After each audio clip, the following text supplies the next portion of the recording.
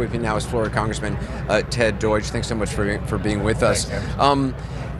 Can change actually occur in the wake of something like this? Because I mean, we have seen Newtown, we have seen Aurora, Colorado. Too many to even name. The Pulse nightclub, and so many of the kids here seem motivated to have this be the spark to create change. What choice do we have? There are only two. One is to throw up our hands and say, these just happen from time to time, and it's 17 here, and it's 49 in Orlando, and it's over 50, almost 60 in Las Vegas, and we just wait for the next one. That's not, it cannot be an acceptable response. The other response is to follow the lead that these kids are setting. This is different, and you've had these kids on. I've been speaking with them over the past couple of days. America has seen what these kids at Marjory Stoneman Douglas are like. And as they grieve, and as they wail, and as they struggle with the loss of their friends' lives, they also are very clear about one thing. They want action, and they're not going to allow this to simply go by the wayside. But how is, a lot of them that can't even vote, they're not old enough to vote. How can they really affect change? Well, some of them can vote, but they certainly have a voice, and they're using that voice already, and we need to give them the opportunity, the tools. We need to give them the platform to use their voice. America needs to hear from them.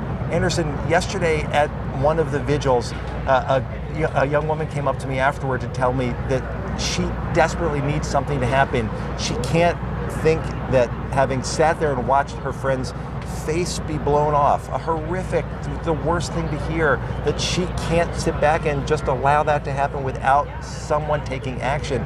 We have to work with them and follow their lead. And here's the thing, for all of my colleagues who are now talking about how this is about video games, and this is about movies, and this is about not everything but the fact that this shooter fired off 150 shots in minutes, there's going to be an accounting, because these kids are going to make that happen. They're going to make their elected officials respond to this. They're going to make their elected officials explain why it is that you can buy you can't buy a handgun unless you're 25, but you can buy an AR-15 if you're 18. Why it is that anyone needs an AR-15 to begin with. That's a debate that we have to have. We can't afford to just have all these cameras packed up, go back to where they came from, and expect that things will change. They won't change unless we make them. These kids are leading the way. I think 21 is the age for buying a handgun, but I understand 21. You said 25, but I understand the point. 21. An 18-year-old can buy an AR-15, but can't buy a handgun. It doesn't seem to make any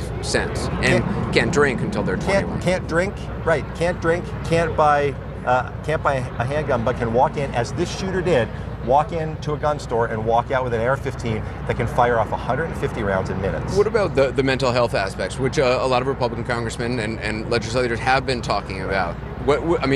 Certainly mental health, there's such stigma about it in this country. Obviously, more could be done to help people with mental health issues. Right, and we should, but and that needs to be part of the conversation. Look, the reports that people went out, that the authorities went out to this shooter's house over 30 times, raises all kinds of alarms. The social media should have raised alarms. We need to find out what happened and find out how we can use that kind of data to get people the care they need. But we can't demonize people with mental illness. And that tends to be something that happens in these cases. We've got to get people with mental illness treatment. We need to make sure that they get the care they need. And if they're dangerous to themselves or others, we have to make sure that they cannot get their hands on guns. Yeah, I mean, it's a fair point to point out that most people who have some sort of mental health issue are not a danger to other people. They may be a danger at times to themselves, but not really to other people. And it doesn't do us any good. We're not going to advance this. There won't be action if we simply lay out two alternatives, where we can talk about mental health or we can talk about guns.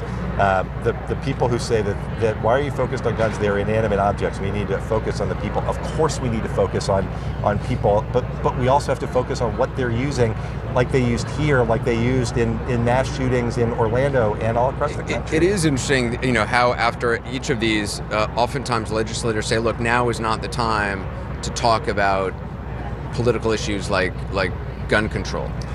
Anderson, when someone says that now is not the time to be political, the only one being political is that person who refuses to engage in the necessary conversation about how to stop these things from happening other places.